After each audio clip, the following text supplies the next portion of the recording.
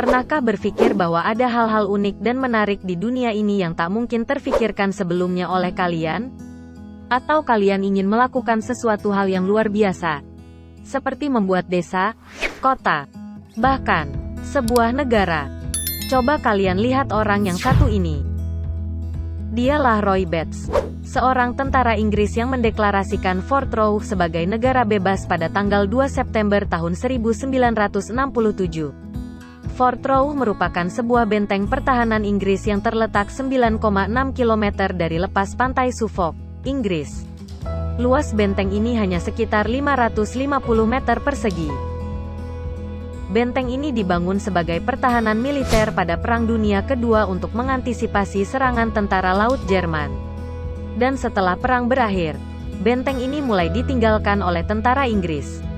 Lalu, ide gila apa yang ada di pikiran Roy Batts hingga ia ingin mendirikan sebuah negara?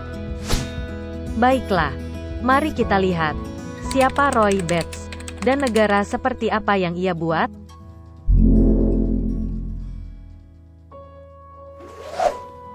Pertama, Paddy Roy Batts. Ia lahir di Ealing, London pada tanggal 29 Agustus tahun 1921. Dalam Perang Dunia Kedua, ia bergabung dengan tentara Inggris. Batts ditempatkan di pertempuran Monte Cassino dalam kampanye Italia, dan tergabung dalam Allied Army di Afrika Utara, dan ia berpangkat mayor. Selepas perang, ia menjadi nelayan, dan setelahnya mendirikan stasiun radio ilegal. Kedua, Deklarasi Kemerdekaan. Ia menamainya The Principality of Sealand. Diceritakan di awal, setelah mendirikan radio ilegal, kemudian Roy Batts memindahkan operasinya ke Menara Fort Rough setelah berbagai hambatan yang ia lalui. Pada tanggal 14 Agustus tahun 1967, mulai diberlakukannya Marine Broadcasting Offenses Act of 1967, membuat penyiaran dari beberapa struktur yang ada di laut, membuat platform yang dikuasai Batts mendapatkan pelarangan. Setelah 19 hari, tepatnya pada tanggal 2 September tahun 1967, Roy Batts mendeklarasikan bahwa Fort Rough menjadi sebuah negara bebas.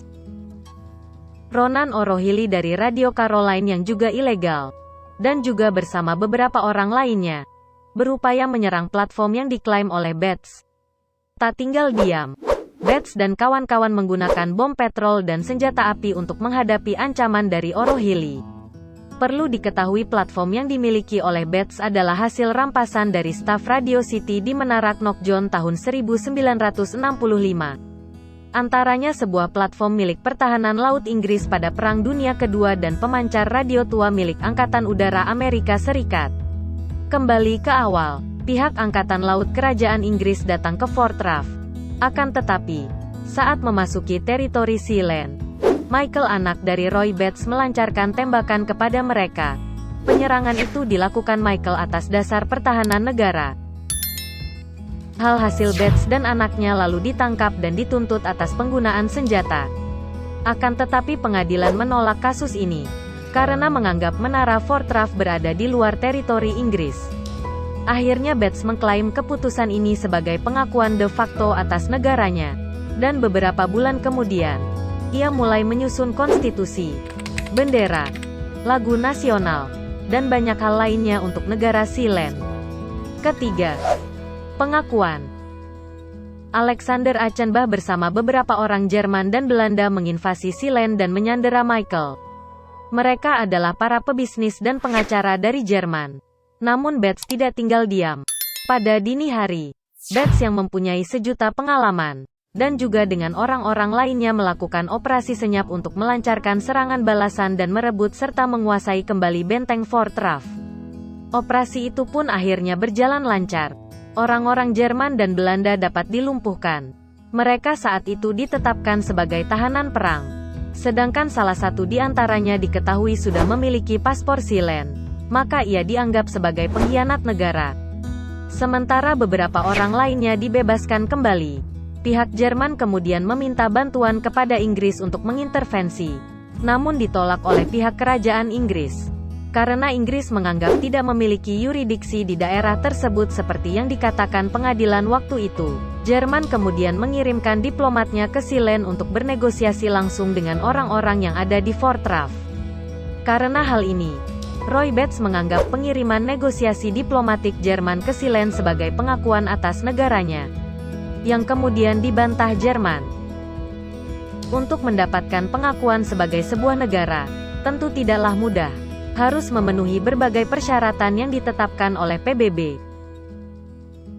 Konvensi PBB tentang hukum laut menyatakan bahwa pulau-pulau buatan, instalasi dan bangunan tidak memiliki status pulau. Mereka tidak memiliki laut teritorial sendiri dan keberadaannya tidak mempengaruhi penetapan batas laut teritorial, wilayah eksklusif zona ekonomi atau landas kontinen.